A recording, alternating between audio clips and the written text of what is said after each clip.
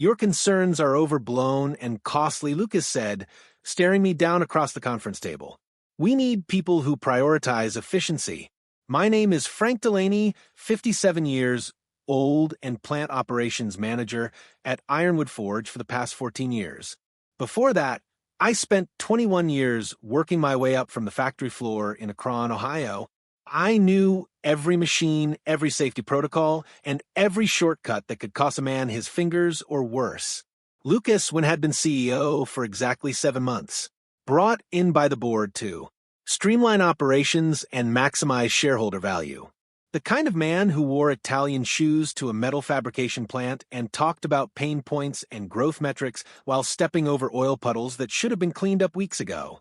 The first red flag came when he led our quarterly safety training. A full day of production lost, he called it. Then maintenance schedules became flexible. Parts replacements were delayed. Warning signs disappeared from dangerous areas to reduce visual clutter.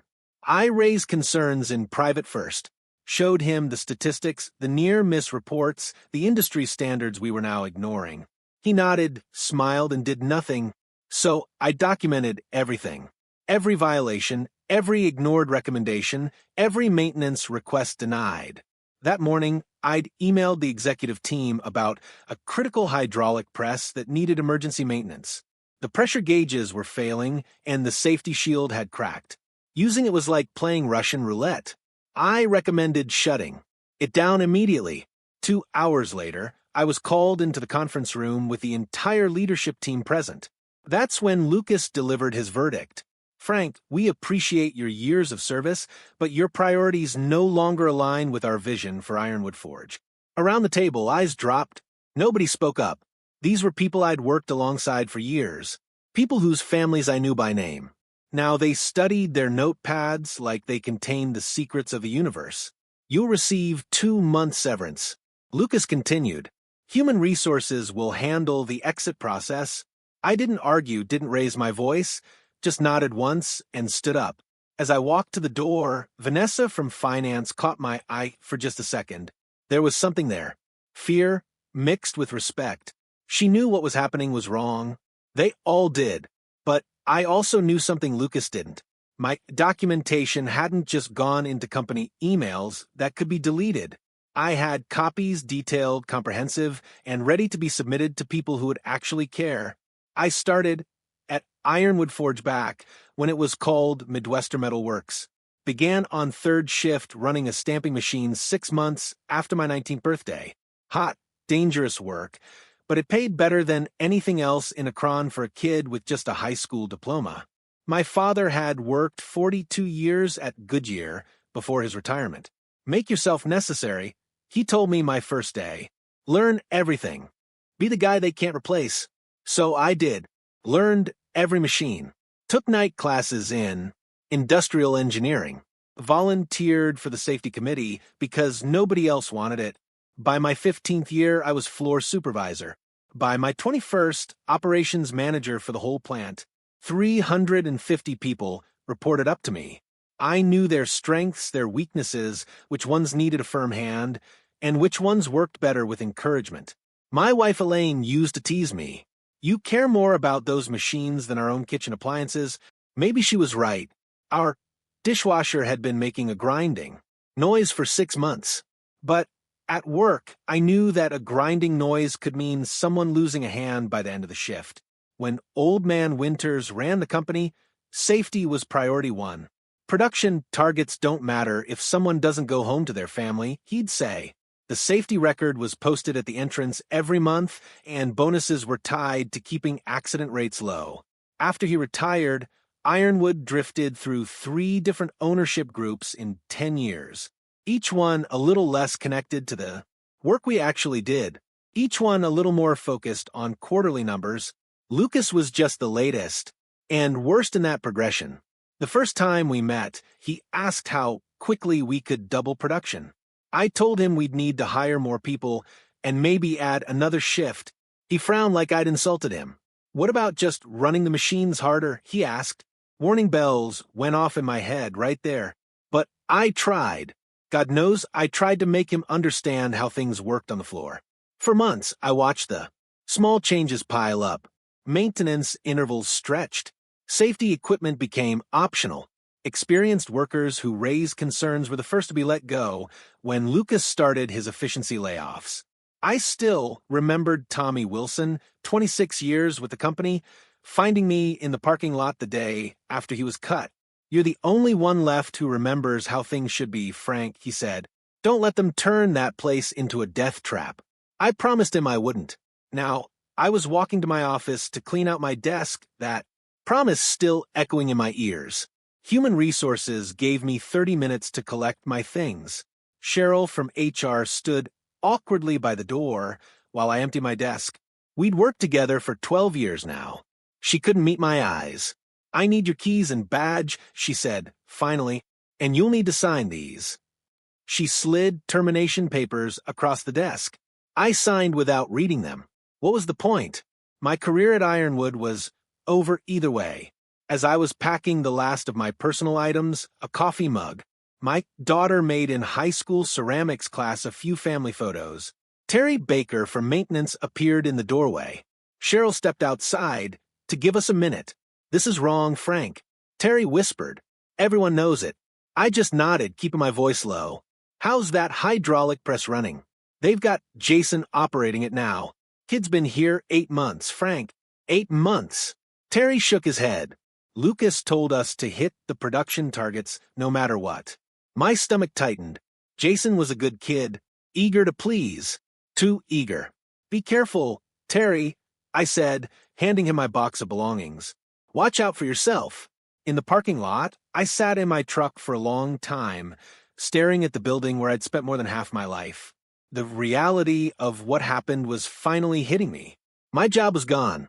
My identity as the safety man was gone. But that wasn't what bothered me most. People were going to get hurt, maybe killed, and Lucas Wynn would write it off as an acceptable cost of doing business. I started the truck, but didn't drive home. Instead, I went to the public library, logged onto a computer, and spent 3 hours organizing all my documentation, every email, every inspection report, every maintenance request that had been denied, photos I'd taken of blocked fire exits, disabled machine guards, and leaking chemical containers. Then I wrote a detailed cover letter explaining the systematic dismantling of safety protocols at Ironwood Forge since Lucas Wynn had taken over. When I was finished, I drove to the nearest FedEx location and sent the entire package to the Occupational Safety and Health Administration office in Columbus. On the way home, a strange calm settled over me. For months, I'd been fighting a losing battle inside the system, following the rules, respecting the chain of command, trying to protect my people while playing by Lucas's rig game. Now, I was free of those constraints. As I pulled into my driveway, my phone buzzed. A text from Vanessa in finance. "Lucas is having them run that. Hydraulic press around the clock. 3 shifts, no maintenance break. What should we do?" I didn't respond immediately. Instead, I went inside, kissed Elaine hello, and poured myself a rare glass of bourbon. "You're home early," she said, studying my face. "I got fired." Her eyes widened. "What? Why?" "For doing my job," I said, taking a slow sip. "But I'm not finished yet." I picked up my phone and texted Vanessa back. "Document everything. I've got a plan." 3 days later, I got a call from Patricia Simmons at OSHA. "Mr. Delaney, we've reviewed your submission regarding Ironwood Forge." She said, "I'd like to discuss some of these allegations in person. We met at a coffee shop, 20M from Akron." Patricia was younger than I expected, maybe mid-30s, but her questions were precise and knowledgeable. She'd clearly done her homework. "We take these reports seriously," she said after 2 hours of detailed discussion, "especially when they come from someone with your experience. But you should know that Ironwood has a spotless official record." "Of course they do," I said. "Lucas has been falsifying the internal accident reports, paying off minor injuries out of petty cash, threatening people's jobs if they complain." Patricia nodded, making notes. "We'll need to conduct an inspection. It may take a few weeks to get approval and arrange the visit."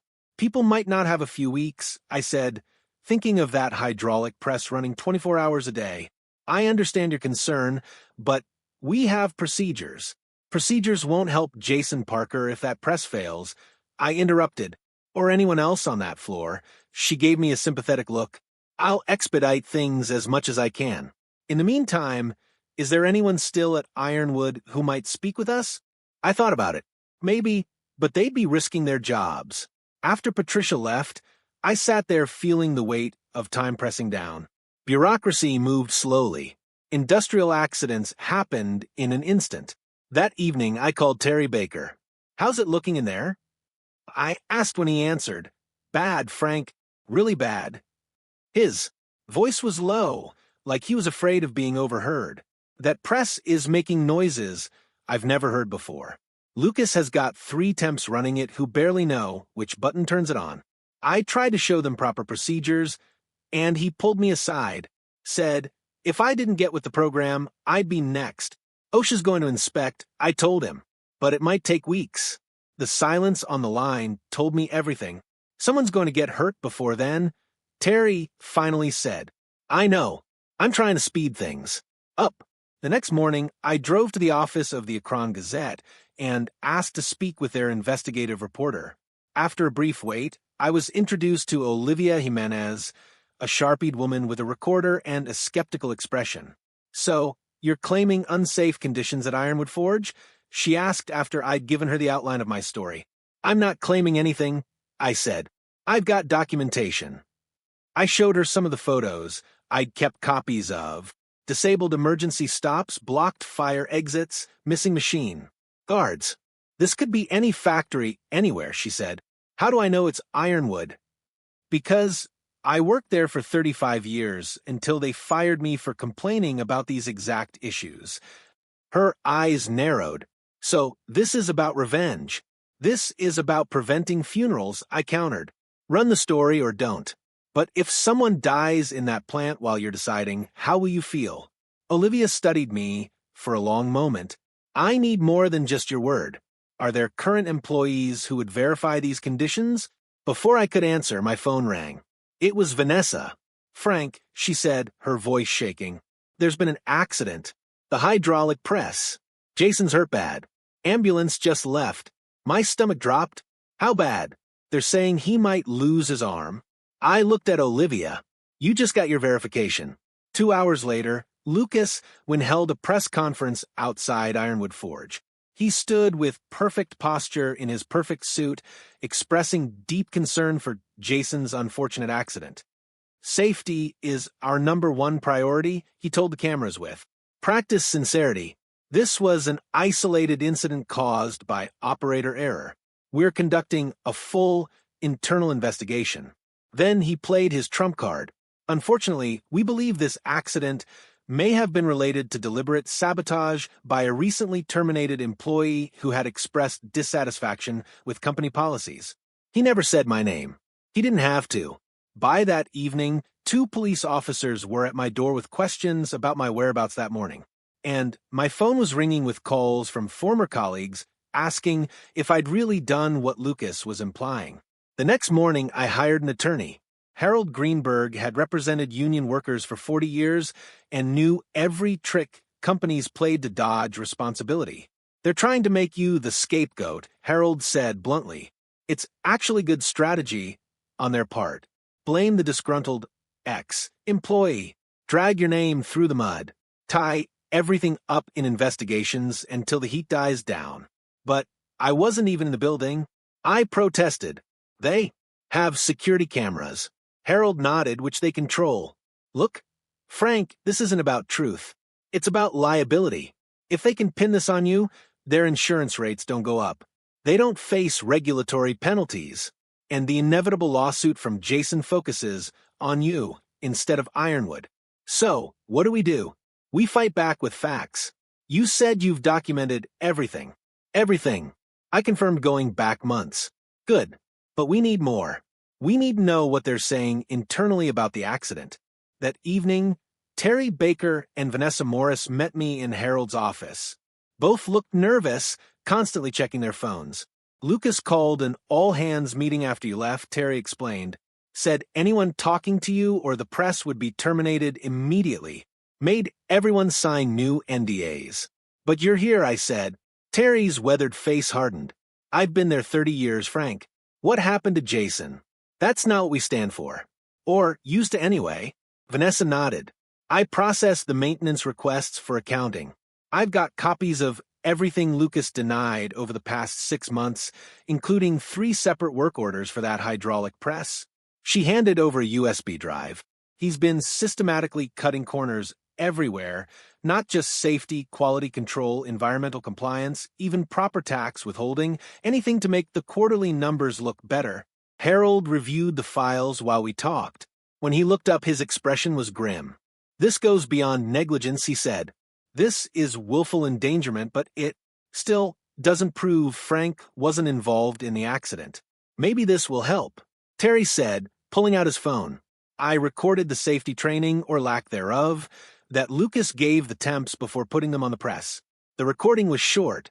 Lucas essentially showed them the power button and the emergency stop, then told them production targets for the shift. That's about 2% of the proper training, I said. Did Jason get even this much? Less, Terry said grimly. Lucas told him to figure it out and walked away. Harold was furious. This is completely illegal. Those workers should have had OSHA-mandated training, proper supervision, everything. That's not all, Vanessa said, quietly. I found something in the company emails yesterday. Lucas knew that press was dangerous. The manufacturer's rep inspected it last month and officially recommended taking it offline until repairs could be made. She pulled up an email on her phone. Lucas's response to the recommendation was brief. Too expensive. Find workarounds. The room fell silent as the full picture emerged. This wasn't just cost-cutting or ignorance. Lucas had knowingly put workers on dangerous equipment. After being explicitly warned of the risks, he buried the inspection report. Vanessa continued. It never even made it to the maintenance department. I thought about Jason, 23 years old, lying in a hospital bed, possibly facing life without his arm. All because Lucas wanted to hit his quarterly targets. So, what's our next move? I asked Harold. He gathered the evidence we'd collected. First, we clear your name. Then, we make sure Ironwood and Lucas personally face the consequences. Terry's phone buzzed. He looked at it, and his face went pale. What is it? I asked. OSHA just showed up at the plant, he said. Surprise inspection. Lucas is losing his mind. For the first time since I'd been fired, I smiled. Perfect timing. The OSHA inspection of Ironwood Forge lasted 3 days. Patricia Simmons led a team of 6 inspectors who documented over 78 serious violations. Meanwhile, Harold had arranged a meeting with detectives, investigating the sabotage allegations against me. With Terry's testimony and security footage showing I hadn't been on the premises, the police quickly determined Lucas's claims were baseless. I was formally cleared, which Harold immediately leaked to the Akron Gazette. Olivia Jimenez's front-page story ran the following Sunday. Whistleblower vindicated. Former manager warned of dangers before a horrific industrial accident. The article detailed my warnings, Lucas's cover-up, and the injured worker's condition. Jason had survived but lost his arm below the elbow. The story sparked outrage in the community, especially among families with connections to Ironwood. The company had been part of Akron for generations. Now it was being portrayed accurately as a death trap run by a profit-obsessed outsider. Lucas attempted damage control with another press conference, but this time reporters came armed with specific questions about the ignored manufacturer's warnings and falsified safety records. These allegations are completely unfounded, Lucas insisted, composure cracking. Frank Delaney has a personal vendetta against this company. What Lucas didn't know was that Harold had arranged for Jason Parker to watch the press conference from his hospital room, and that Jason had agreed to an exclusive interview immediately after. Seeing Lucas dismiss the accident that had cost him his arm was the final straw for Jason on camera, with his bandaged limb clearly visible. He detailed the lack of training, the pressure to meet impossible quotas, and how management ignored warnings about the dangerous press. Frank Delaney tried to shut that machine down. Jason told the interviewer, if they'd listened to him, I'd still have my arm. The interview was devastating. By evening, Ironwood's board of directors called an emergency meeting. The next morning, two things happened. Lucas Wynn was placed on administrative leave pending investigation, and I received a call from Gregory Winters, son of the former owner. "Frank, this is Greg Winters. I need your help." I hadn't spoken to Greg in years.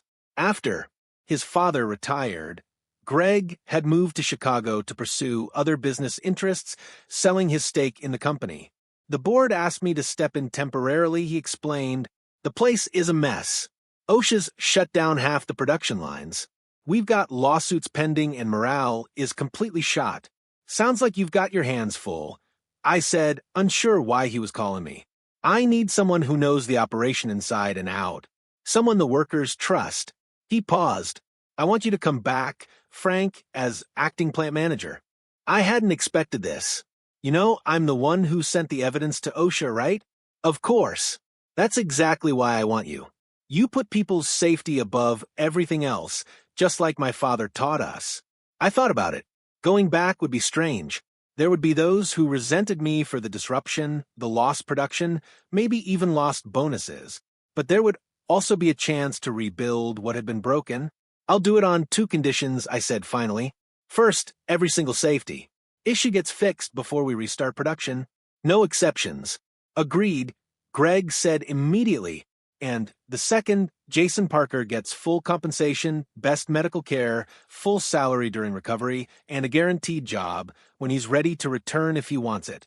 There was a moment of silence, then done. "When can you start?" 3 days later, I walked back through the front doors of Ironwood Forge.